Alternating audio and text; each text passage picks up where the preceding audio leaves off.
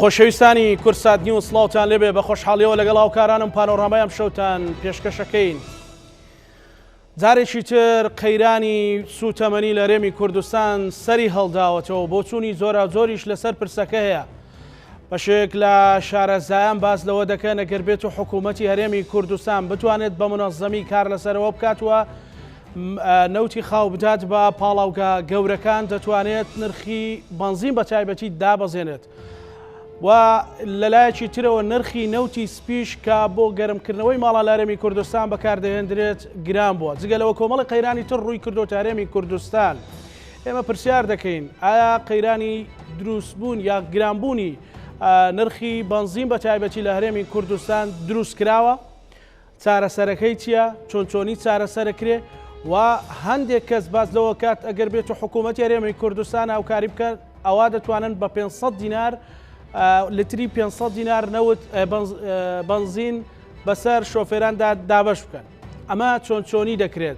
بۆ چۆن کار بکرێت بۆ ئەوەی ئەم قەیرانانە لەسەر شان و گیرفانی هاوڵاتی قورستر نەبێت. ئەم شەو لە گفتوگویەکی کراوە ڕاشکاودا لەگەڵ بەڕێز عەلی حەمەدساڵح سەرۆکی لیژنەی و زەو سامانە سروشەکانی پەرلەمانی کوردستان گفتوگۆ دەکەم کە بەڕێزیان لەولێرەوە لەگەڵمانە. کا عەلی سڵاو لێبێ. سەرەتا من ئەمەوێت لەوە دەست پێ بکەم بۆچی ینی ئەم نرخی بەنزینە هێواش شێواش لە ماوەی ڕابردووش ئێمە بەرنامەمان لەسەر کردووە لەگەڵ جەناب تەمە وردە و نرخە ئەڕواتە سەرەوە و بارقورسێکی زۆر لەسەر ژان و گوزەرانی خەڵک. هۆکارەکەی چییە؟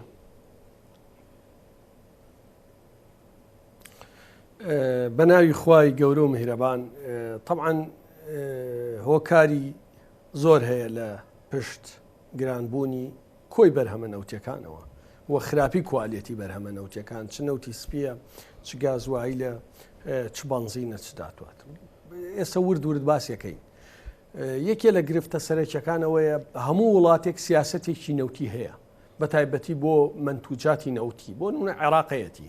ئێران هەیەی تورکیا ئەوەی تورکیا مەسەلەن بەراورد بە ژیان و بژێوی خەڵک خراپترە هی ئێران تا ڕادەیەک باشتر سوتەمەنی هەرزانە. عێراق هەرێمی کوردستان سیاسەتی نەوتی نییە و بازارەکەش بازارێکی فەوزایە لە هیچ حکمڕانیەکی دنیا لە هیچ ینی کاڵێم لە هیچ فعلەن لە هیچ ینی نییە تۆ پاڵاوگەی نەوتت هەبێ نەوتی خامیشت هەبێ بەڵام باوەڕت بە پاڵاوتن و پیشەسازی نەوت نەبێ نییە. بۆ نمونە وڵات هەیە نەوتی خاوی نییە بەڵام پاڵاوگەی هەیە ئەڕوال لە دەرەوە نەوتی خاوە کرێت لە وڵاتی خۆیان ئەی پاڵێوێ و بەشێکیشی ڕەوانەی دەرەوەکە سنگافورە بەبێەوەی نەوتی خاوی هەبێت پاڵاوگەیەکی زۆری هەیە بەنزین و چیوچی ڕەوانەی دەرەوەکە و لە وڵاتەکەی خۆیانکە بەداخەوە لەبەر ئەوەی ئێمە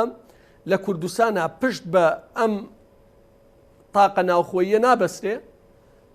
کە پشت بە بازارڕە بەسی تووشی ئەم ئەزمانەیە بیتەوە. من پێش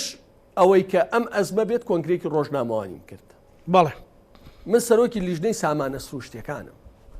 کاری پەرلەمانتاری ئەوەیە پێشەوەی حەدەست ڕوو بدا بە دوواداسوون و لێکۆڵینەوەی بردکە هۆشداریدا و هۆشداریمدا وتم تۆ ئێستا بەنزین لە دەرەوە دێنی و بە تایبەتی لە ئێرانەوە دێ باشە جگەلەوەی لە ناوخوا هەیە ئێستا بە ورتی باسیەکەم. کاتێک کە تۆ لە ئێرانەوە ئەیهێنیت ئێران ئێستا ڕێگەی کەشتی و دەریایی بۆ کراوەتەوە زۆر گران بووە لە 400 دلارەوە تەنێ هاتووە بۆ 700 و بوو بە 800 دلار. باشە ئەمە ئەوە نەوتی خاو گران بووە لە دەرەوەش گران بووە تا بە ترانزیت بە ئێرانە بینیت. باشە ئەمە بەنزینەکە گران بووە بەهۆی گرانبوونی نەوتی خاوە. ئەمە گومرگ و نەقل و باجی دێتە سەر گرانە بێت بۆیە ئەبێ حەلیکەین. حەلەکە چییە؟ ئەبێ بە ناوخۆی کوردستان حەلیکەین بە ناوخۆی کوردستان ئەمە حەلکەین. ئەمەنە بە نەوعێکی تر شەرحەکەم ئەمە بە نەوعێکی تر شەرحەکەم. ئێمە 5 پارە لە گیرفانی خەڵکە دەینە بەنزین نەوتی سپی کە ئەتوانین بەبێ هیچ دامێکی حکومەت نەیدەین. چۆن کە تۆ نەوتی خامە فرۆشی بە بۆری ئێستا بە ئەڕوات تقریباً بۆ ئەمڕۆ 14 بۆ 15 دلار ڕوە بە نرخی ئەمڕۆ 14 بۆ 15 دلار کرێی بۆریە ڕوە بە 12 دلاریش داشکانت هەیە. باشە ئەی فرۆشیت ئەو پاڵاوگەی لە دەرەوەی قازانچت لێوەرەگرێ پاشان کرێی کەشتی گواستنەوە لێ کە ئەگەڕێتەوە وەریەگری ئەگەڕێتەوە منتوجەکە پارەی بازرگانی وەرەگریت گومرگیش وەرەگریت نەقلی ناوخۆی و پارەی گۆڕەپانانەش ئەدەی ئەمە هەمووی لە نەتیجا کولفەیە چێتە سەر بەنزینەکە ئەگەر لە ناوخواتەوە ئەمە بپاڵێوی ئەگەر حکومەت هیچ داعمێکیشی نەکا ئەم کولفانت بۆ بگەڕێتەوە ئۆتۆماتیکی نرخی بەرهەمە نەوتەکە هەرزانە بێت یعنی ئەمە معادلەیەکی اقتصادیە ئەگەر نا بە تەنیا بە پشت بەستن بەهێنانی سوتەمەنی لە دەرەوە هەرگیز ناتوانێت بە نرخێکی هەرزان بترێت هەرگیز ناتوانێت ینی من لێرەوە تەحەدایەکەکەم یەک مامۆسای اقتصاد لە کوردستانە یەک دانە بێ یەک دانە بێ تەحلیلێکی علمی بکە قسەی عاتفی ناوێ من تەحلیلێکی علمی بکە بڵێ لە ئێران لە دەرەوە بەنزینیەنم ئەتوانم بە 600 دیناریش بیفرۆش ناتوانی لەبەر ئەوەی بۆرسەیە من پێتەڵێم کە بە 800 دۆلارە 50 دۆلار کرێی کەشتی نەقڵ کولفە چیچی گومرگیش سفر کەرەوە گومرگی لترێک 30 دینارە 30 دینار گومرگیش نەدەی ئەگەر بنزین بێت موادی پترۆکیمیایی و شتی مەترسیدار نەبێت تا سلێمانی نزیکەی 925 دیناری تێچێ چۆن نتوانین ئەمە معادلەیە وەک وایە بڵێ ئاڵتون لە دووبەی 300 دۆلارە بەڵام من ئەیەنم لە سلێمانیە مسقالێکە دەمە 150 دۆلار ئەتوانیت ناتوانی باشە حەلەکە ئەوەیە لە ناوخوا حکوومەت باسی حەلەکەکەی نەوت پەرە پێ بدا نەوتی سپیە بێت گازوایی لەوێ منتوجێ کاک عەلی ینی لەلایەک حکوومەت وەکو بەڕێزت باست کرد کە بە بەرچاویەوە نەوت نرخی بنزین ئەڕاتە سەرەوە مەسەلەن و پلانێکی ئەوە تۆش نییە کە پلانێکی تۆکمە بێ و کاریگەری هەبێ چاوەڕێ ئەوەن کە ڕۆژانە بڕێک بنزین بێت دوای پرسیاری ئەوەشم هەیە بەڵام ئەمە لەلایەک ئەوە حکوومەت و دەسەڵات لەلایەکی ترەوە بەشێک لە خەڵک کە بە ناوی مەعارەزەوە دێن بە خەڵکەڵێن ئەگەر بێت و ڕێگەمان پێ بدرێت ئەتوانین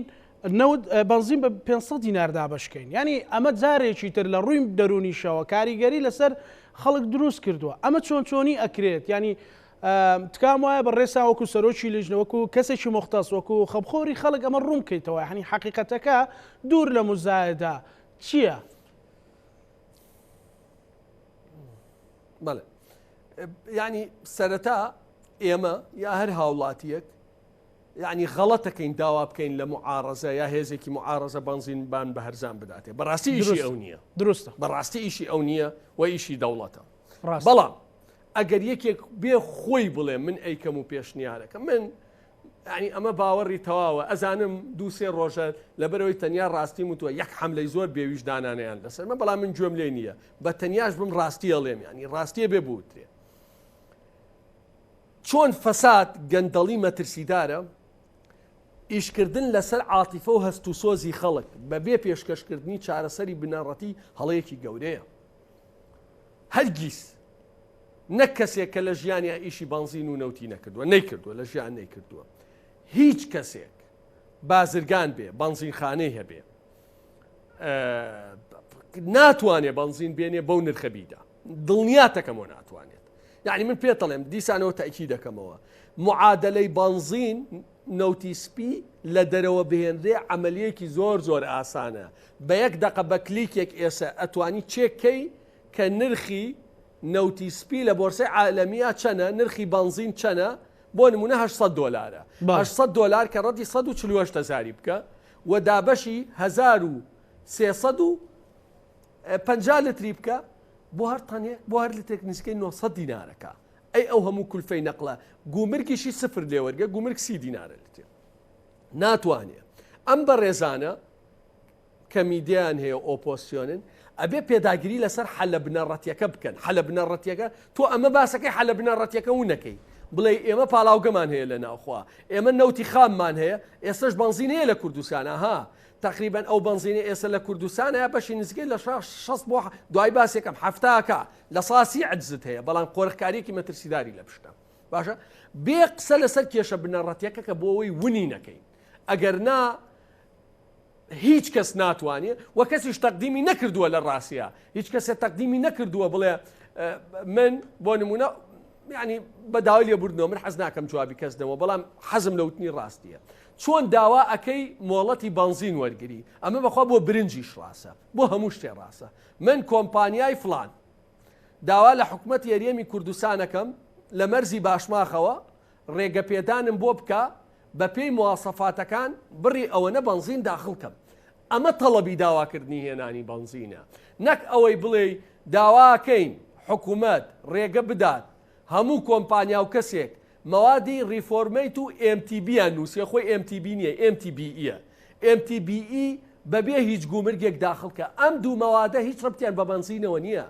ئەمە پترۆکیمیاویاتە ئەمە چیمیاویە جارێ MTBE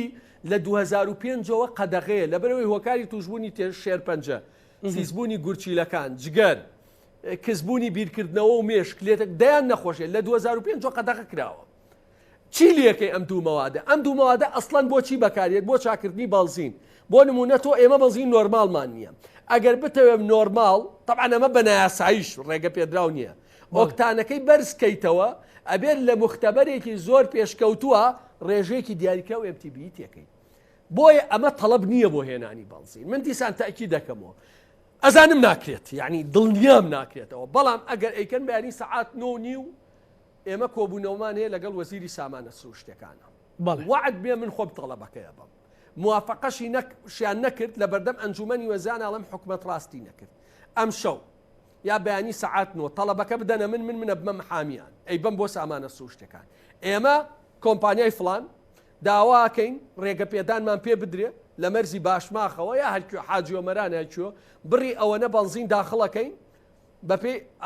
ئەو مواسەفاتانەی تەبعاً ڕێگەی پێدراوە باشە هەرچی داخڵ یەکەین و بە نرخی ئەوەنەی فرۆشین ئەگەر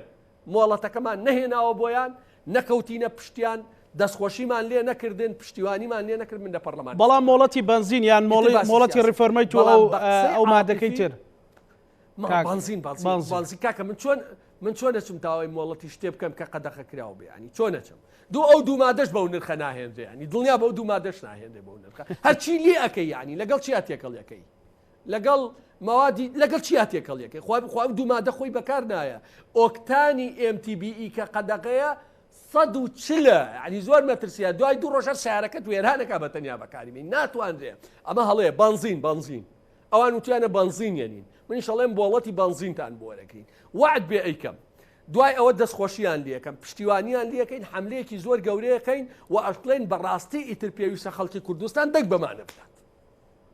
بەڵێ بۆچی ئاوا سووری کاک علی پێت وایە ئەمە جێبەجێ ناکرێنی وەکو بەڕێزت وتت منەوەکو ڕۆژنامە نووس هاوڕام لەگەڵ بەڕێزت ئیشی معارەزە نیە بنزین بۆ خەڵک دابینکە و ئیشی ئەوەیە پێشنیاز بکە و پێداگیر بێ لەسەر چارەسەرە بنەڕەتیەکان بەڵام کەسێک خاتۆ خۆی ئەڵێ من ئەتوانم بە تەحەدایەکێتی و پارتیەکەم بە 475 دینار دابەشەکەم ئەم 475 دینارە لای خەڵک بۆ بە پرسیار ئەڵێن بۆچی حکوومەت ناهێڵێ کە حکوومەت لەلایەک بێباکە معارەزەیەکیش بەم شێوەیە یاری بە مەزاجی خەڵک بکە یانی ئەمە چی ئەمێنێتەوە ئەی کێ بێ ڕاستیەکان بڵێ چێ حەقیقەتەکان بڵێ بڕوا بکە من پرسیارەکەم بۆ تیزاهەنیە بۆ هیچ لایەنێک بشێوێنین بەڵام حەقیقەت بۆ خەڵک ئاشکرا بکەین ئوستاز دیسان تاکی دەکەم من حەز ناکەم قسە لەسەر کەسکەم حەزەکەم حەل پێشکەشکەم من 8 ساڵە لە لیژنەی سامانە سروشتەکانم ئێستش ڕۆژانە سەعیەکەم باوەڕکە وەکو تەلەبە سەعیەکەم پرسیارەکەم لە ئێران چەند لە تورکیا چۆنە تێچوون چەنە کولفە چەنە پاشان پرسیار لە پسپۆڕانی بواری کیمیاکەم ئەو مادە چییە ئەوە چییە واتە تا ڕادەیەک شارەزایەکەم لە بوارەکە کردووە ئەمە معادلاتە وەکو ئاڵتونەکە بۆم باس کردی وتەحەدا سیاسی تەحەدا بکە جوامێریە جێبەجێیکە ینی خۆ من ناڵێم ناتوانێت جێبەجێیکە ناڵێم ناتوانێت ئیشی منیش نییە بەڵام ئەڵێم ڕێگەی دروست بۆ جێبەجێکردنی ئەم تەحەدا ئەوەیە من دژی نیم من هاوکاریم بەوەی بەیانی کۆبوونەوەم هەیە بە شاهیدی 11 کەس لە کۆبوونەوەکە 11 کەسم لەگەڵایە و داواکەم پەرلەمانتارێکی نەوەی نوێش لەگەڵمان نابێ ئەی بم با تەڵەبێک بێنێ لەگەڵ خۆیان بڵێ ئێمە وەکو کۆمپانیای فلان داواکەین حکومەتی هەرێمی کوردستان وەزارەتی سامانە سروشتەکان مۆڵەتمان پێ بدا بەهێنانی بنزین لە مەرزی فلانەوە و ئامادەین نەک بە 500 دینار بە 600 دینار دابەشیکەین باشە ئەگەر وەزارەتی سامانە سروشتەکان وتی بە هیچ شێوەیە ئێمە ڕێبەم کۆمپانیا نادەین تەنانەت ئەوە حکومت خۆی وتێتی لە باجیش عفوویەکەین من لە بەردەم پەرلەمانە کۆرگرێکی ڕۆژنامەوانیەکەم ئەڵێم ئەم بەڕێزانە ڕاستیان کرد حکومەت یاریەمی کوردستان ڕاستی نەکرد بەڕاستی ئەیانوێ خزمەتی خەڵکن ڕێگە چارەیەکی دروستیان پێەیە ئەوە حکومەتی خەڵکە دژی بەرژەوەندەکانی خەڵکی کوردستانە هیوادارین خەڵکی کوردستان لە هەڵبژاردنەکانی داهاتووە هەمویان دەنگ بەمە بدەن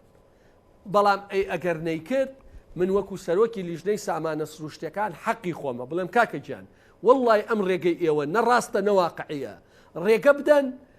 هاوکاری ئێمە بن وەک چۆن منەڵێم هاوکارتانم ئێوەش هاوکار بن کەمی گوێ لە ئێمە بگرن با من تەرحە عەمەلیەکان بخەمە ڕوو بۆ چارەسەرکردنی نرخی سوتە بن باشە بۆچی پرسیارێکی تر هەیە مەسەلەن لەو چەند ڕۆژە نێوانی تەقتەق و مەسەل ئەوانەی کە ناوشوان سەر بە حکوومەتی عراقیان پارێزگای کەرکووکن مەسەلەن لەوێ بە 450 بەڵێ مەسەلەن ڕەنگە خەڵک ئەمەی چوو بێتە مێشکەوە و قەناعەت بکات کە بڵێ بەڵێ وایە بۆ لە مەسەلەن لە کەرکووک بە 450 دینارە مەسەلەن بۆ لە قەرانزیر بە یعنی ئەوان چۆنی ئەیکەن بۆچی ئێمە ناتوانین و بەو شێوەیە لە ئێرانیش نزیکەی 200 دینارە 200 دینار بەڵێ عێراق قەرزان ئەو نرخانە بۆ من معلومەوە ئەزانم هۆکارەکەی چێوەکو ڕۆژنامەنووسێک بەڵام هەڵبەتە من بۆ ڕای گشتیمە بەڵێ بە وردی شەرحی کەم بۆ ئەوەی هاوڵاتیکی ئاسایی تێبگا بەڵێ بەڵێ عێراق نەوتی خاوی هەیە خۆی کۆمەڵێ پاڵاوگەی گەورەشی هەیە لەوانە پاڵاوگەی ئەوەی بێجی و دۆرە و ئەوانە هاتووە پاڵاوگەکانی کوردستانیشی بەکرێ گرتووە نەوتە پاڵێوێ کە نەوتە پاڵێوێ واتە نەوتی خاوی خۆی پاڵاوگەیە نەوتە پاڵێوێ منتوجەکەی دەوڵەتە بازرگانی نییە لە دەرەوە بێت بە نرخی پشتیوانی ئەیدا بە هاوڵاتیەکانی خۆی واتە لەوانەیە ئەگەر عێراق ئەم نەوتە نەپاڵێوێ بیکا بە بۆری و بیفرۆشێ قازان زۆر زیاترەکە لەوەی ئەی پاڵێ بەڵام ئەو پشتیوانی هاوڵاتی خۆیەکە ئەمە پێوتێ نرخی مەدعوم پشتیوانی کراو بۆ نمونە ئێستا عێراق هەموو ڕۆژێ نزیکەی 40,000 بەرمیل لە بازیانە پاڵێوێ باشە نەوتی خاوی خۆی بۆ هەر بۆریەک $7 چەندێکەی داتە کۆمپانیا منتوجەکەی باتەوە بۆ کەرکووک بەو نرخە پشتیوانیکردنە بە هاوڵاتیانی خۆی فرۆشێ عێراق ناچێت بە بازرگانی لە وڵاتەکانی تورکیا و ئێرانەوە بە نرخی بۆرسی عالەمی بیکرێ و بیفرۆشێتەوە شتیوان ناکە ئەمە ئەوەیە کە ئێمەمانان پشتیوانیەکەین پیشەسازی ناوخۆی نەوتی خاوی خۆمان هەیە ئەکرێ بەنزینیشمان هەبێ ئەکرێ گازوایلیشمان هەبێ ئەکرێ نەوتی سپیشمان هەبێ و ڕۆنەکەش پارەیەکە و نەوتە ڕەشەکەش پارەیەکە بۆ هەمووی یعنی ئەمە پێوتێ پیشەسازی نەوتی بەڵێ ئەمە عێراق ئاوایکە بەڵام هەرێمی کوردستان بەڵام عێراق ئوستاس بەڵام عێراق ئێستا تۆ ناتوانی بڕۆی بڵێ لە عێراق لە بەنزیخانەیە لە شوێنێ تەنکەرێ نەوتم بەرێ بە 450 ناداتێ ئەمە بۆ دامی هاوڵاتیەکە تەنیا توانین بکەیتە سیارەکەت تێگەی ناداتێ بۆ دەرەوە بیفرۆشی بە جوملەش نایدا ئەمە پێوتێ سعری مەدعوم بۆ هاوڵاتیە وەکو بایعەکەوە ینی نوعاً ما وەکو بایعەکەوە کاک عەلیک هەرێمی کوردستان ئەتوانێت چی بکات وە چی لەسەرەکەی مەسەلەن سبەینێ بەڕێزت کۆبنەوە لەگەڵ وەزیری سامانە سروشتیەکان چی پێ ئەڵێیت وە چاوەڕێی چی ئەکەیت مەسەلەن چۆن حکوومەت ئەتوانێت ئەمە چارەسەرکە و تا ئێستا کە نەیکردو مبڕریان چی بۆ ئەوەی کە لەولاو بەهۆی ئەوەی کە جەنابەت لە شوێنێکی حەساسی و بە دوواداچوونی وردەتێ چیت دەستکەوتە لەسەرەمە بەڵێ ئێمە کۆمەڵێک پێشنیاری دەقیقمان کردووە لە 5 خاڵایە بە دڵنیاییەوە پێشنیاری واقعین عاتفینین عەقلانین و دراسەیەکی اقتصادی وردیشمان کردو یعنی ئەوە نییە من بڵێم پارە لە موچە و بودجەی هاوڵاتی بکڕە بۆ ئەوەی بەنزینی پێدابینکەی بیدەی بۆ کابرای ئۆتۆمبیلێکی 20 دەفتەری پێەیە بۆ ئەوەی بە 450 دینار بیدەیتێ شتیوان ناڵێم پێشنیارێکی عەقلانیمان کردووە بۆ دابەزاندنی نرخ جێگیرکردنی نرخ بۆ هەموو بەرهەمە نەوتیەکان لە چەند خاڵێکا خۆی بینێتەوە ئێستا ئەوەی من دراسەم کردووە بەوەی عێراقەوە ئێمە سەرویە نزیکەی 3 ملیۆن لتر بەنزینمانە بێ ڕۆژانە کە بەبێ قسەی وەزیری سامانە سروشتیەکان پێداویستی نزیکەی 4.5 ئەم 3 ملیۆنە بە عەدالەت بەسەر هەموو شارەکانە دابەشکرا کە ئێستا بە عەدالەت نییە قۆرخیمەکە بۆ 3 کۆمپانیا کە دیاری بە نرخەکەن کاکە بنزین لە 660ەوە هەیە لەم هەولێرە هەتا 900 یەک بنزینیش بۆ کاک عەلی بە عەدالەت بەسەر شارەکان ئۆتۆماتیکی بەڵێ ئۆتۆماتیکی نرخ هەموو یەتە خوارەوە ئەمە یەکەم دنخێتە خوارەوە تۆ لە ساعت هەفتای پێداویسی و دابین کرد تەڵەب کەمە بێتەوە ئۆتۆماتیکی نرخێتە خوارەوە دوای ئەوە بۆ لە ساسیەکەی تر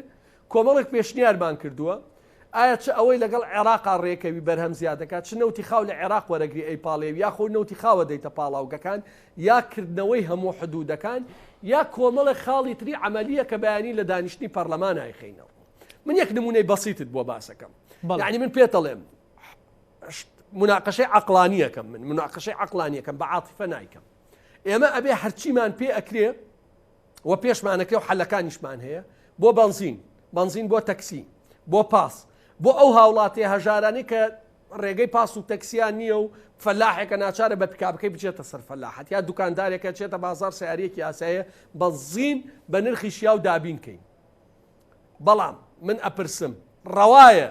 لە موچەی خەڵک بگیرێتەوە یا لە پارەی قوتابخانە و نەخۆشخانەیە بگیرێتەوە بۆ ئەوەی بنزین بە 450 دینار 500 دینار بدەی بە هاوڵاتیە کە ڕەنجڕۆڤەرێکی پێ جی کلاسێکی پێ سیارەکەی بای 20 دەفتەرە هیچ ڕەوانی ئەوە توانێت بنزینی باش بکرێ بە سعرێکی خۆی بەڵام بۆ ئەوانەی کە هەژارن و مام ناوەندن پێویستە ئەم دامە بکرێت پێویستە ئەم سیاسەتە پێڕەوکەین ئەتوانرێ 3 ملیۆن لترت هەیە ئەم 3 ملیۆنە بە عەدالەت تەوزیعیکە تا ڕادەیەک لە ساعت هەفتای کێشەکان کەمە بێتەوە 4 هەنگاوی تریش 1 2 3 زۆر بەوردی تەرەحمان کردووە کۆمەڵە قۆرەخکاری لاچێ کۆمەڵە ئیجراعاتی ئیداری ئەکرێت کۆمەڵە کۆمپانیا کە ئێستا بە ناڕەوا ملیۆنان دۆلاریان دەسەکەوێ نامێنێ نرخی بنزین چێکی دەبێت کاک عەلی من ئەوەی ئەوەی جەنابە تێگەیشتمانی هەموو چارەسەرەکان لە ناوخۆیە هەموو چارەسەرەکان لە ناوخۆیە هەموو چارەسەرەکان لە هاوردەکردن نییە ینی لە هاوردەکردن نییە تاکی دەکەمەوە کاک عەلی من ئەوەی تێگەیشتم مەسەلەن ببوورە ئەگەر بێت حکوومەتی هەرێمی کوردستان کێ لە کوردستانە تەحەداکە باشە ئەوە چ بازرگان چ سیاسی چ حکومڕان پێی وایە بە دەرەوە حەلە بێ من ئامادەی بەرنامەیەکی ڕوبەڕووی ڕاستەوخۆم لە هەر کەناڵێ ئەو ئێوێ کێش پێی وایە بەناوخۆ حەل نابێ یعنی ئەمە بۆ حکومەتمە پێی وایە ئەوان ناتوانن حەلیکەن حکومەت ئەم پێشنیارانە ئێمە واقعی نییە ئامادەی بەرنامەیەکی ڕاستەوخۆم لە هەر کەناڵی خۆیانیانێ ئەوە تەحەدا عەقلانێکێک ئەوەی دوور لە سۆز و عاتیفە کاک عەلی باشە یعنی ئەوەی من تێگەیشتم لە ڕوونکردنەوە کە چەند جارێک باسەوە کرد کە عاتیفە ناتگەێنێتە نەتیجە باشە ئەوەی کە من تێگەیشتم مەسەلەن چەند جارێک باسەوە کرد من لەگەڵ ئەوەیان نیم کە لە موچە و بژێوی ژیانی خەڵک کەم بکرێتەوە بدرێ بە بنزین و کەسێکیش بڕوە کە ئۆتۆمبیلەکەی بایی 20,000 دلارە ئەم بنزینە وەرگێ کەواتە ئەگەر بێت و هەرێمی کوردستان بیسینە 300,000 دلار ئەگەر بێت و هەرێمی کوردستان بێوێت وەکو عێراق بکات و پشتیوانی ئەوە بکات ینی ئەبێ لە موچەکەم کاتەوە و کاریگەری لەسەر ئەو ڕەپارەیە بێ کە موچەیە بۆ موچە دابینەکرێ ئێمە سێکە بەپێی ئەو پلانەی کە من تەقدیمەکەم بۆ تەکسی بۆ پاس بۆ ئەو هاوڵاتیانەی کە دەخلیان مەحدودە بۆ ئەو فەلاحە بۆ ئەو دوکاندارە بۆ ئەو ئۆپڵەکەی پێ بۆ ئەمانە ئەتوانین کارێکی زۆر باشکەین باشترین بنزین بە کوالیتیەکی باش بکەین بەمەرجێک ئەو سێ کۆمپانیای قۆرخیان کردووە بە 640 لە حکومەت وەرەگرن لە بۆرسا ئەیفرۆشتنە 880 نەمێنێ ئەمە نەمێنێت کە هەیە بەدەست حکومەت ئەمە حکومەت دەتوانێت مەڕاگرێت بۆ ئەوەکەی تر کاکە کابرا حکومەت دەتوانێت مەڕاگرێت ئەوێ بنزینێکی فول سۆپەریتێکە بەڵێ توانرێت چۆن ناتوانێت خۆ چێە کابرا ئەوێ بنزینێکی فول سۆپەریتێکە بۆ جی کلاسەکەی بۆ من لە پارەی هاوڵاتی هەژار بەسەر سەدان خێزانمان نییە سیاریان نییە هەمانە سیاریان نییە مناڵەکانیان تەکسیان بۆ گرتووە پاسیان بۆ گرتووە چێ معقولە من لە پارەی ئەمانە ببڕم بۆ ئەوەی کابرای جی کلاس بنزینە زۆر سوپەر و محەسەنەکەی بۆ هەرزان کەم نا بەڵام بۆ ئەوەی دەخلیمان حدودە بە نۆرماڵێکی باش ڕاستیە بە نۆرماڵێکی باش ڕاستیە بەو تەرحانەی کە من ئێمە کردومانە منە ئێمە وەکو لیژنە و هاوڕێ و هاوکارانمان کردومانە حەلیم کێشێ کاک عەلیانی بۆ 3 ملیۆن لترە ملیۆنێک لە بەغاوە دێ دووش لە هەرێمی کوردستان وەکو ئەوەی بەڕێزیەکە توانین بیکەینە 4 ملیۆن ئەتوانین بیکەینە 4 و زیاتری ڕۆژانە کۆمەڵە تەرحی ترمان هەیە ئەتوانین زیادیکەین بەڵێ ڕۆژانە ئەو ئەتوانین زیادی باشە ئەگەر بێت و بوون من لەو شاری سلێمانێ لە 5 بەنزیخانە لە 4 بەنزیخانە بە نرخێکی دیاریکراوە بێ ئەو وەختە ئۆتۆماتیکیان ئەوەی کە کاسبە ئەوەی کە تەکسی پێ ئەوەی کە پاسی پێ ئەوەی کە بژێوی ژیانی لەسەر ئەم بەنزینێ و کاریگەری لەسەرکاتێت ئەم بەنزیخانانەوە ئەگەر نۆرە گرتنیش بێ سەرگرتنیش بێ سەری خۆیەگرێ ئەمە جێبەجێ بێ لە هەرێمی کوردستان ئەوە غەڵەتە ئوستاس ئەی چۆنی ئەوە غەڵەتە ئەی چۆن گەندەڵی بەنزین لە هەولێر لەمەوە دەسی پێکرد گەندەڵی بەنزین لە هەولێر لەمەوە دەسی پێکرد نزیکەی ملیۆنێ لتری حکومت هەیە بۆی نەوتی خاوی هەیە ئەیداتە پاڵاوگەی کار بەنزینەکەی بە 640 دینار ئەدێ بە دوو کۆمپانیا باشە ئەم طبعاً ئەم ملیۆنە لترە بەشی هەموو ناوخۆی هەولێرەکە بەبێ هیچ کێشەیەک ئەمە نەیدەنێ دووسێ کۆمپانیا ئەم دوو کۆمپانیا دووسێ سەعات لە چەند بەنزینخانەیەکی کەمەی فرۆشن بە 660 دوایی نامێنێ بڕۆ لە بازاری بەنزین جوملە فرۆش ئەوەی بۆرسەی پێڵێن لەوێ نووسا بەنزینی کار بە 880 بە جوملە نا بۆ نمونە ئێمە 3 ملیۆن لترمان هەیە بە عەدالەت بەسەر زۆرترین بەنزیخانە دابەشیکەی لە بریای 50,000 لتری بەرێ 10,000 لتری بەرێ 15,000 لتری بەرێ و ئەکرێ پاس و تەکسی بەنزیخانەکانیان جیابن لەگەڵ خەڵکی ترا سەرە نەگرن ئۆتۆماتیکی ئەمە خۆی دێتە خوارەوە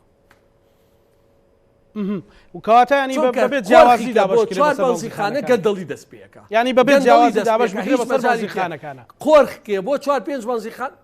ئەبێت زۆرترین بەنزیخانە بێ قۆرخی کە بۆ 4-5 بەنزیخانە تەجوبەمانێ گەندەڵی دەست پێەکە ئەی ئێستا چۆنە مەسەلەن لە شاری هەولێر بەنزینەکەی پێوترێ بەنزینی کار لای ساق تەکسی و خەڵک پێوترێ بەنزینی کۆمپانیای کار هەندێک جار بە 690 تا هەندێک جار گرانترە ینی سەر لە شێوانێک هەیە لەم نرخانە ئەمە هۆکار چیە کاکە لە هەولێر لە 600 هەر سەریکە هۆکارەکەی ئەوەیە کە باسم کردی لە هەولێر بەنزینی کار لە 660 تیەکەی تا 900 یەک بەنزین تێبگە لە دەرەوەش نایە کاتێک کە من ئەڵێم لە ناوخوا حەلمان پێ کاکە لە ناوخوا حەلمان پێ وەرن دەعممان کەن با لە ناوخوا حەلیکەین دێن یەک حەملەی ئەعلامی مزەیەفانە دەست پێەکەن تو ویژدانی خەڵکی کوردستان ئەمەی من دعمی حکوومەتە ئەیکەم یا ئەوەی ئەوانەیکەن من ئەماڵێم لەناو هەولێرە نزیکەی 2 ملیۆن لتر جگەلەوەی عێراق ئینتاجی بەنزینەیە بەنزینی نۆرمال لە دەرەوەی هەولێر داخلی هەولێر نابێ هەر ئەوەی ناوخۆیە 3 کۆمپانیا تەحەکومی پێوەکەن سەن ئۆیڵ و کورد نەفت و ئەدڤایسەر باشە بەشێکی بە 660 بەشێکی کەمی لە هەندێک شوێن بە 730 بازاری جوملە فرۆشی هەولێریش پڕە بە 880 من ئەڵێم لە بری ئەوەی بدرێ بەم سۆی کۆمپانیا فەرمون با بە عەدالەت بە نرخێکی شیاو بە یەکسانی بەسەر هەموویان دابەشکرێ و ناشێڵن لە هیچ شوێنێکۆ بەنزین داخلی هەولێر بێ ئەڵێم با ڕێگاکان بکرێتەوە چ ڕێگەی خازرە مەخمورە پردەیە کوێیە خەڵکی کوردستان ئەمەی من تەرحیەکەم ئەمە دژایەتی گەندەڵیە یا دۆستایەتیە لەگەڵ گەندەڵی یا ئەوانەی دێن ئەم تەرحە عەقلانیەی من فرادەنە ئەولاوە ئەڵێن باسی ئەمە مەکە وەرە ئێمە لە دەرەوە ئەیهێنین بە هەرزان ئەیدەین نە ئەشتوانن لە دەرەوە بێنن نە بە هەرزانی شەیدن و جاری پێشوش کە بە 500 دینار هێنایان واللهی وباللهی وتەڵڵاهی لە تانجەرەوە بە 720 دینار کڕێویانە بە 500 دینار لە سلێمانی فرۆشتویانەتەوە 132 ملیۆن دینار زەرەریان تیا کردووە بەڵام چارەسەری کێشەی نەکرد 600 لتریان بە درێژایی ئەو ماوە فرۆشت کە یەک ڕۆژی حاجەی سلێمانی 2 ملیۆن لترە من پێتەڵێم وەرن هاوکارمان بن با گەندەڵی و قۆرخکاری کۆمپانیا حزبیەکان لابەرین ئەمەی کە هەیە بە عەدالەت تەوزیعکەین گەندەڵێکە ئەوە نییە لەسەر و حکوومەتەوە بێ مەسەلەن کۆمپانیا هەندێک جارە وترێ کۆمپانیاکان کاکە حەلیان نییە لە بەرەوەی هی فلان بەرپرسێەوە وەرپرسەش ملنادا بۆ ئەوەی کە حکوومەت بتوانێت بەکاری بێنێ و زۆر جاریش ئەو کۆمپانیانە بە تایبەتی مەسەلەن ئەتوانرێەوە بکرێ ئەتوانرێەوە بکرێ برای بەڕێز وانە هیچ کۆمپانیایەک نییە لە سنوودی هەولێرە ئیرادە بێت دەسڵاتی لە دەسڵاتی سەرۆکی حکومەت زیاتر بێ هیچ کۆمپانیایەکش نییە لە سنووری سلێمانیە دەسڵاتی لە دەسڵاتی جێگری سەرۆکی حکومەت ڕاستی بێ ئێمە بەیانی 5 خاڵەخەی نەڕوو سەرۆکی حکومەت و جێگرەکەی ئیرادەیان هەیە تەزبیتی بکەن و ئەعلانی شەکەن طبعا لە قاعی پەرلەمانی شای خوێنینەوەی خێنە بەردەست وەزیری سامانە سروشتیەکانی کێشەیە نامێنێ لە کوردستان ناوی کێشەی بەنزین زۆر باش گەشتبینی کاک عەلی گەشتبینی کامە جێبەجێ بێ وەڵام ئیرادەیە زانێ کاکەین تۆ نەخێر من ڕخنەی جددیم هەیە لە حکوومەت یاریەم لە وتە بێژەکەی لە وەزیری سامانە بۆ لە وتە بێژەکەی بۆ لە وتە بێژەکەی لە جێگرەکەی لە سەرۆک لە هەمووی ئەوەنە لە خۆشمان لە میدیاش لە تۆش لە هەمووی ئەوەنە تەرکیزمان لەسەر ملیۆنەکەی عێراقا هیچ کەس تەرکیزی لەسەر ئەوە هەیە دوو هێندە زیاتریەوەی عێراق لە کوردستانی ئێستا بەرهەمیەت و کەس ئەپرسێ بەکێ ئەدرێت چۆن ئەدرێ پارەکەی چی لێ چۆن دابەشەکەی کەس ئەپرسێ ئەوە من پرسیارمان کرد بەشێکت باس ئەمە خەلەلەکەی بەشێکت باس کرد بەشەکەی چێتە کوێ بەڵێ ئەوە من پرسیارم کرد ئەوە من پرسیارم بەیانیش ڕوونکردنەوەی ترێدەم هیچ کەسێ نازانێت داهاتەکەی چەنە هیچ کەسێ نازانێت داهاتەکەی بۆ کوێچێ مەتەڵێکمانمێ هیچ داهاتێکم پارش بۆ حکومەت چی لێ دێت ئەوەی بەیانیە بێ مەتەڵەکە هەڵبێنی من ئێستا شتێکم زانیوە گەروار بێ بەیانی لە وەزیری سامانە سروشتەکانە پرسمەوە زۆر خراپە گوایە ئەوەی طبعاً بەشێکی ئەمەی حکومەتە بەشێکیەوە سێ کۆمپانیا بە نەوتەخاوەکە و بە پاڵاوتنەکە و بە نرخەکەش خۆی تەحکومەکە ینی حساب بۆ کەس ناکە گوایە بۆ ملیۆنیە لتری حکومەت نەوتی خاوە داتە پاڵاوگەی کار لە بری پاڵاوتنە هەموو بەنزینەکەیدا بەخۆی واتە بەمە پاڵاوتنی لتریە بانزین نزیکەی 20 دۆلارەکەوێت لەسەر حکومەت لە کاتێکا کار و قەیوان بۆ عێراقی پاڵەیون بە 8 دۆلار بەیانیەمانەیەک ئەگەر ئەمە ڕاست بێت چارەسەر من لە خەڵکی کوردستان دیسانەوە پرسمەوە ئەوەی یەک تۆز ویژدانی هەبێ من لە خەڵکی کوردستانە پرسمەوە ئەوەی یەک تۆز ویژدانی هەبێ یەک تۆز ئەم قسانەی من ئەیکەم لە بەرژەوەندی حکومەتایە یا ئەوانەی دێن حەملە ئەکەن بۆ ئەوەی ئەم قسە جدیانەی من نەگاتە خەڵکی کوردستان و ئەڵێن ئێمە لە دەرەوە بەنزینیەنن کە نایەنن کە تەڵەبیان تەقدیم نەکردووە عەلی پشتیوانی حکومەتەکە تو ئیمانتان تو ویژدانتان ئەم قسانەی من پشتیوانی حکومەت و ئەو دەسەڵاتەیە کە منبعی گەندەڵیە لە سوتەمەنیە یا ئەوەی ئەوان ئەیانێ ئەم قسانە نەگاتە خەڵک ئەگەر ئەمە ڕاست بێ ئەوەی باست کرد کاک عەلی وتت بەیانی لە وەزیری سامانە سروشتەکانی فرۆشم کە لە بەرامبەر ئەو بەرهەمێنانە ڕاستە بەخوا ڕاستە عەزیەکەی دەسەنێن بە قورئانە ئەکید تەواو بەڵام ئەتوانێت چی بکات مەسەلە سبەینی وەزیری سامانە سروشتەکانە پێڵەی بەڕێز فەرمو ئەمە هەیە ئەمەش چارەسەرەکەیەتی چارەسەرەکە تەرح کردووە وەکو لیژنە وەکو هەموو ئەندامەکان ئەبێ کۆی پرۆسەی بەنزین نەوتی سپی منتوجاتەکان لەژێر دەسەڵاتی وەزارەتی سامانە سروشتەکان ئەبێ نەک کۆمپانیا و وەزارەتی سامانە سروشتەکان بە عەدالەت بە پێوەر بە نرخی شایستە بە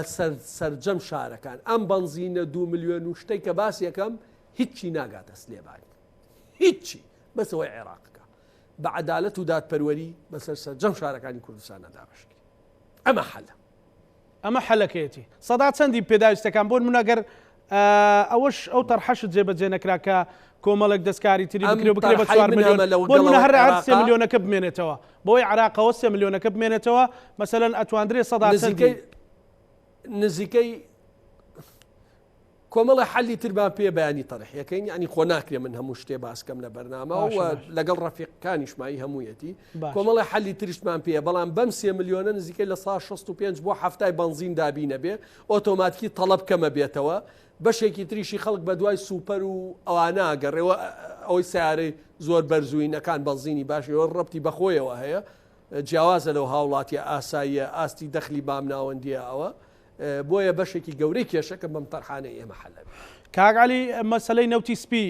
پێشنیازێکتان بۆی هەیە سبەینێ مەسەلەن دەست پێکراوە لێرە و لەوێ بەڵام ڕەنگە مەش هەر بۆ کۆمەڵی خەڵک بێت مەسەلەن چۆن وەکو باسی شەکری ئینشاڵڵا وایە کە زستانێکی سارد و باراناوی لە پێشمانە بۆ نەوتی سپی چ تەرحێکەیە بەڵێ دیارە ئەو بڕێی کە حکومەت ڕایگەیاندووە نزیکەی 100 ملیۆنە وایە پێداویستی کوردستان 258 ملیۆن لترە 258 ملیۆن لترە واتە ئەم بڕە ناتوانێت پێداویستی هەرێمی کوردستان دابینکە ئیشەڵا زستانەکە خوای گەورە ڕەحمکە بارانە ئینشاڵڵا پێداویستیەکە زیاترە وە پرۆسی دابشکردنەکەش خاوە ئێمە سبەینێ لەگەڵ وەزیری سامانە سروشتەکانە چ بە کۆنتاکت لەگەڵ عێراقا بێ چه هەرێم بودجەی خۆی بۆ دابینکە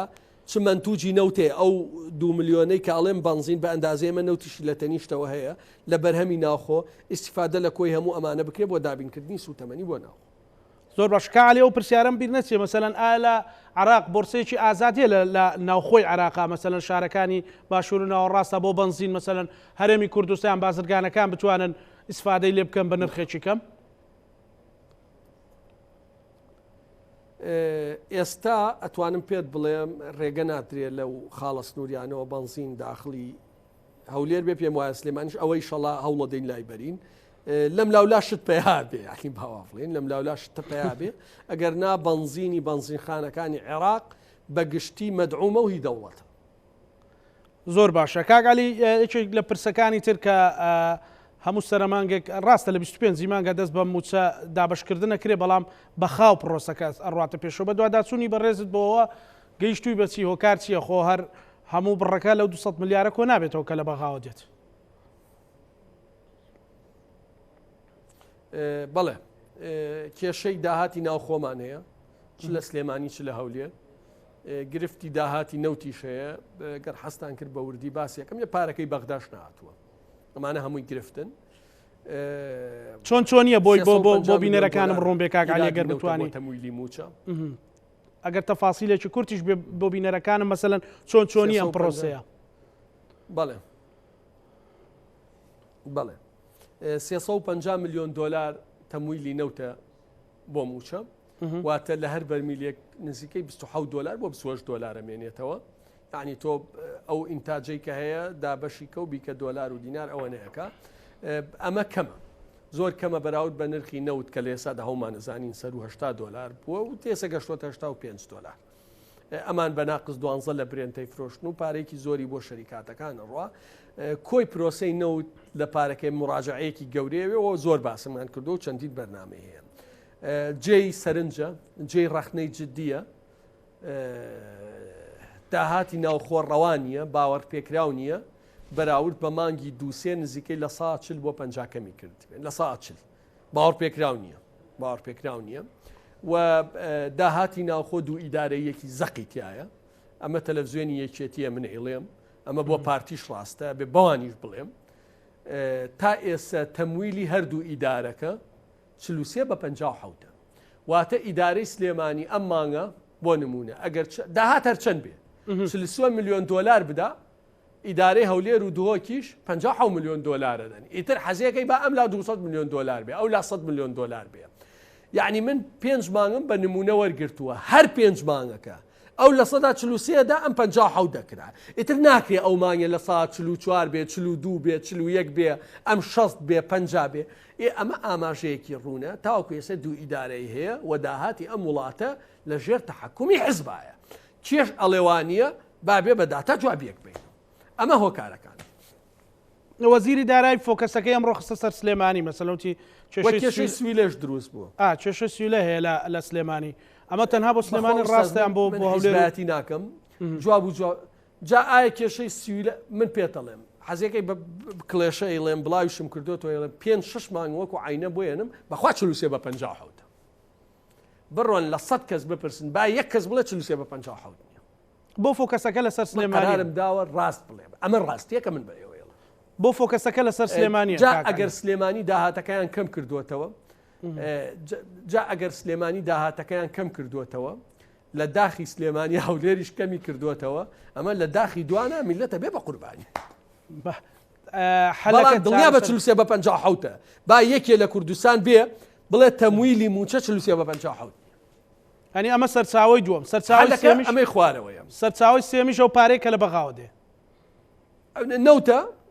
پارەی بەغایە کە تا ئێستا نەگەشتووە بەڵام ئەگا داهاتی ناوخۆ نەوت پێویستی بە مڕاجعەیەکی جددیە هەردووکیان ئەبێ کۆکردنەوەی باج ڕسومات گەڕانەوەی داهاتەکان سیستەمی بانکی نەمانی دوو ئیدارەی کاکە گریمان ئەم مانگە هەولێر 100 میلیۆن دلارە دووەک 50 با سلێمانی 30 بێ مانگێتر بەعکسەوە کرێ سلێمانی زیاد بێ ئەم 43 بە 57 لە نەتیجە زەرەری گەورەیە لە ئیدارەی دەوڵەت چونکە لە داخیەکە کەم یەکەن لە داخیەکە کەمێکەنەوە زۆر باشە کاک علی بۆ کۆی شتەکانی تر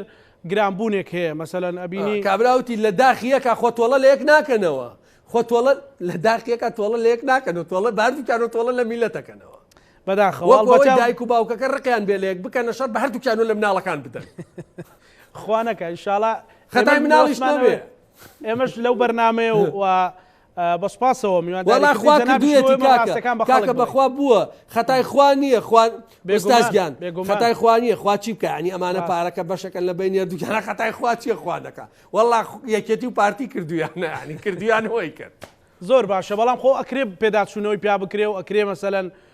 مەسەلەن ئەمە ببێتە دەرفەتێک و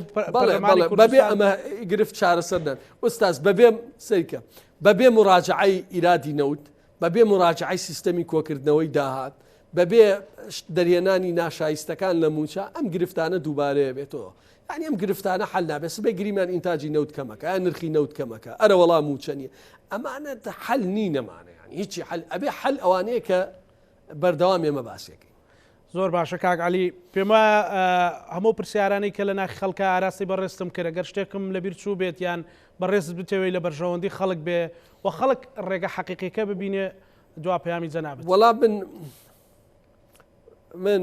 ئەوەی کە هەیە بۆ سەرجەم هێز و لایەنە سیاسەکان بۆ ئەوەی میدیا من وەکو شخصی عەلی حەمە ساڵح بەقەدەر یەک نوکە زەڕە ڕقد و حەقم بەرامبەر هیچ هێز و لایەن و شخصێ لە دڵان نییە هەشم بۆیە لە کاتی حەملەی ئینتیخاباتە ئەم کرد کە نەم کردووە بەڵام من بە دوای حەلی عەقڵانی حەلی جددی دەستنیشانکردنی گرفتەکە ئەگەڕێم بە ئێمە هیچ ناکرێ بە تەنیا ئەمە پێویستی بە پشتیوانی ڕێی عامە پێویستی بە پشتیوانی لایەنەکانە پێویستی بە پشتیوانی خەڵکی تێگەشتووە فەرمونون لە دەرەوەی هەست و سۆس لە دەرەوەی ئەو گەندەڵیە مونەزەمەی کە ئەکرێ لە وڵاتە هەمویان بە هەردوو ئاراستەوە کەوتونەتە دژایەتیمان با بێین حەلێکی عەقڵانی ڕێکوپێک بۆ چارەسەری گرفتەکاندا نێن سوپاس بۆ ئێوەش سوپاس بۆ بەڕێز عەلی حەمە ساڵح سەرۆکی لیژنەی وزە و سامانە سروشتەکانی پەرلەمانی کوردستان هیوادارین سبەینە شتەرحەکانتان لە لیژنەکە ببێتەوە هۆکارێک بۆ باشترکردنی ژیان و گوزەرانی خەڵک بەتایبەتیش لە هەرزانبوونی نرخی بنزین کە کاریگەری ڕاستە خۆی لەسەر ژیانی خەڵک داناوە. سوپاس کاک عەلی دووبارە بە هیوای ئەوەین کە بە هەمومان بتوانین کە لە بەرژەوەندی خەڵک بین. لەگەڵ هاوکارانم و بە باسکردنی کۆمەڵی کوردەکاری لەسەر پرۆسەی گرانبوونی بنزین کۆتایی بە پانۆراما هێنین. هەموو لایەکتان ئەمانەتی خوای گەورە بن. خواتان لەگەڵ.